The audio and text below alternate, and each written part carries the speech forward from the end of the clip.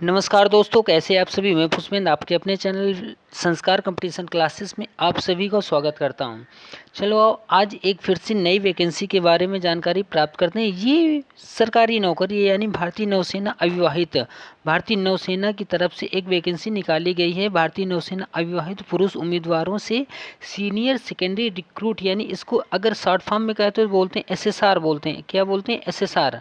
और SSR में जो मेडिकल लाइन में जो होते हैं उनके लिए वैकेंसी निकाली गई, यानी GD की वैकेंसी ये नहीं, ये मेडिकल की वैकेंसी। और ये 2/02/2027 बैच के लिए ई आवेदन पत्र आमंत्रित करती है, यानी जो नेवी है वो उसके लिए ये फॉर्म निकले हैं। नेवी की तरफ से ये फॉर्म निकाले गए हैं, यानी मेडिकल कैंडिडेट के लिए। ठीक है ना। अब इसके लिए सबसे पहले ये देखते हैं कि इसमें पूछा क्या क्या गया है। ठीक है, इसको थोड़ा बड़ा कर लेते हैं। अब यहाँ पर देखिए, इसमें सबसे पहले पूछा गया है, इसमें यानी अर्हता मांगी गई है senior secondary recruit medical 02/2027 batch के अविवाहित पुरुष जो भारत सरकार द्वारा निर्धारित पात्रता शर्तों को पूरा करते हैं, ऑनलाइन आवेदन आमंत्रित किए गए हैं। यानी ये देखो यहाँ पर लिखा, जो SSR बता रहा था ये लिखा है SSR मेडिकल भर्ती। ठीक है ना। अब यहाँ पर देखते हैं शैक्षिक योग्यता, यानी शैक्षिक योग्यता क्या क्या है। भारत सरकार के शिक्षा मंत्रालय द्वारा प्राप्त स्कूल शिक्षा बोर्ड से बायोलॉजी, भौतिक विषय और रसायन विषय के साथ 10+2 यानी 10+2 का मतलब इंटरमीडिएट न्यूनतम 50% अंकों के साथ 40% न्यूनतम प्रति विषय उत्तीर्ण हो। यानी जो आपका इंटरमीडिएट में हो, टोटल ओवर हर 50% परसेंटेज होना चाहिए और प्रत्येक सब्जेक्ट में कम से कम 40% क्या होना चाहिए? उत्तीर्ण होना चाहिए। 40% अंक होना अनिवार्य है। ठीक है। अब उसके बाद नोट दिया गया। नोट में क्या बोला गया है? शैक्षिक वर्ष 2025-26 की कक्षा 12वीं बोर्ड की परीक्षा बैठने वाले उम्मीदवार भी इसके आवेदन करने के पात्र हैं। यानी जो अभी बोर्ड की परीक्षाएं हुई हैं वो उम्मीदवार भी इस फॉर्म को आसानी से भर सकते हैं। ठीक है। अब उसके आगे देखते हैं, आयु सीमा के बारे में बात करते हैं। कोड नंबर 3 में सीनियर सेकेंडरी रिक्रूट यानी SSR मेडिकल में 02/2027 बैच उम्मीदवारों का जन्म 1 मई 2005। अब देखो, 1 मई 2005 से 31 अक्टूबर 2009 दोनों तिथियों के बीच में हुआ होना चाहिए। कब कब यहाँ पर ध्यान दे लीजिएगा, 1 मई 2005 के बाद का होना चाहिए, 1 मई 2005 या 1 मई 2005 के बाद का होना चाहिए। 31 अक्टूबर 2009 का दिन या उसके पहले का होना चाहिए। ठीक है ना।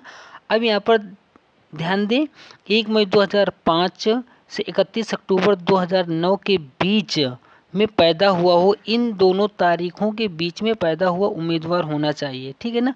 अब यहाँ पर देख लेते हैं जिसके लिए सभी लोग नौकरी करते हैं, यानी वेतन एवं अन्य सुविधाएं क्या क्या मिलती हैं। ठीक। अब यहाँ पर देखिए वेतन एवं भत्ते के बारे में उसमें कहा गया है। तो यहाँ पर देखिए वेतन और भत्ते में क्या क्या कहा गया है। ठीक है ना।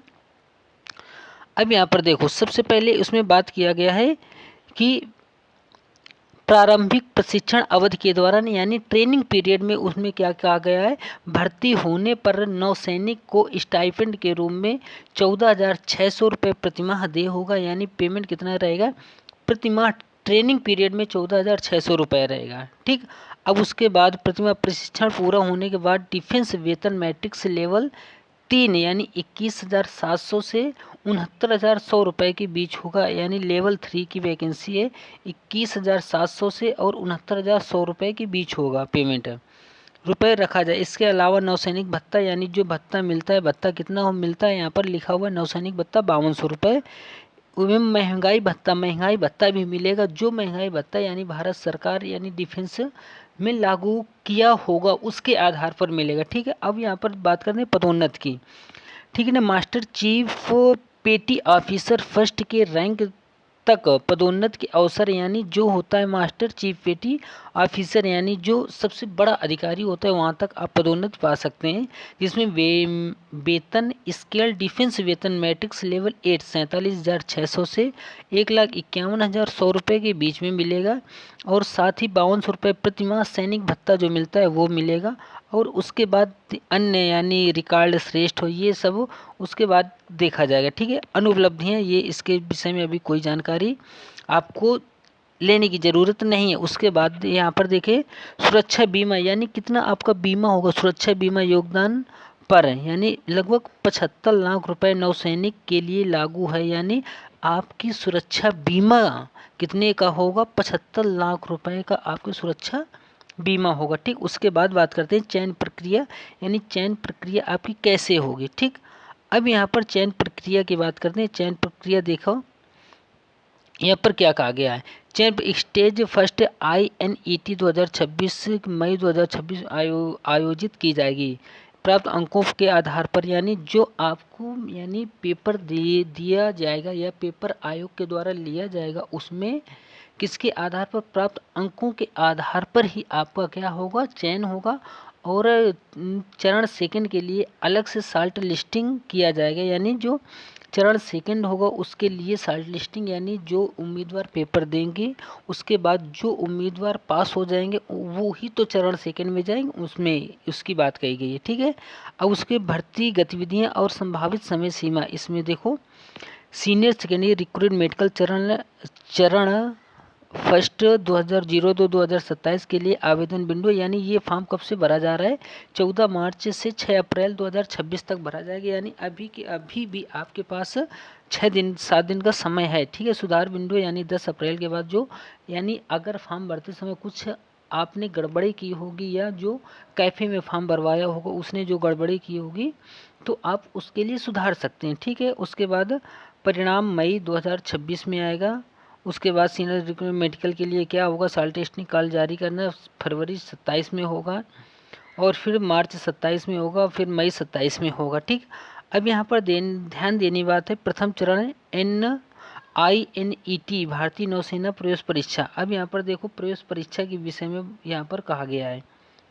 ठीक, यहाँ पर देख लीजिए प्रवेश परीक्षा में क्या क्या मांगा है, शुल्क कितनी मांगा गया है, यहाँ पर सब पूरी जानकारी मिलेगी। ठीक, यहाँ पर है प्रश्न पत्र कंप्यूटर आधारित होगा, यानी CBT बेस होगा, कंप्यूटर बेस्ड टेस्ट होगा। ठीक है, CBT आधार 100 प्रश्न होंगे, प्रत्येक प्रश्न 1 अंक का होगा, यानी 100 क्वेश्चन होंगे और 100 ही अंक का होगा। ठीक, अब इसके बाद देखो, इसके बाद होगा सभी प्रश्न पत्र द्विभाषी हिंदी और अंग्रेजी में होंगे, वस्तुनिष्ठ प्रकार के प्रश्न होंगे, यानी बहुविकल्पी होगा, यानी ऑप्शन टिक करना होगा। ठीक, प्रश्न पत्र 4 खंडे होंगे अर्थात पहला देखो अंग्रेजी होगा, दूसरा विज्ञान होगा, तीसरा जीव विज्ञान होगा, और उसके बाद होगा सामान्य जागरूकता होगा। ठीक, उसके बाद प्रश्न पत्र 10+2 स्तर का होगा। अब देखो वैकेंसी ही 10+2 स्तर की है तो प्रश्न पत्र भी किसका होगा, 10+2 स्तर का ही होगा। ठीक, अब उसके बाद बात करते हैं प्रश्न पत्र की अवधि जो होगी वो कितनी होगी, 2 घंटे की होगी। 2 घंटे की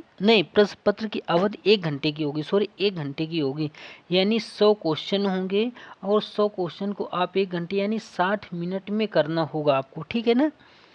ठीक, अब उसके बाद बात करते हैं गलत के लिए, यानी इसमें देखो उम्मीदवार का गलत के लिए जुर्माना नकारात्मक अंकन होगा, प्रत्येक के लिए 4 विकल्प दिए उसमें से एक ही सही होगा, उसके लिए निर्धारित यानी 0 यानी 1/4 की क्या है माइनस मार्किंग। अगर 4 सही गलत हो गए तो एक आपका सही वाला काट लिया जाएगा। 1/4 माइनस मार्किंग का मतलब यही है कि 1/4 का मतलब यही है कि अगर आपके 4 गलत हो गए तो जो आपका सही होगा एक वो भी क्या हो जाएगा, गलत माना जाएगा।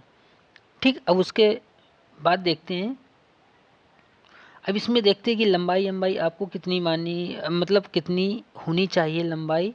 और इसके देखो अब यहाँ पर देखते हैं।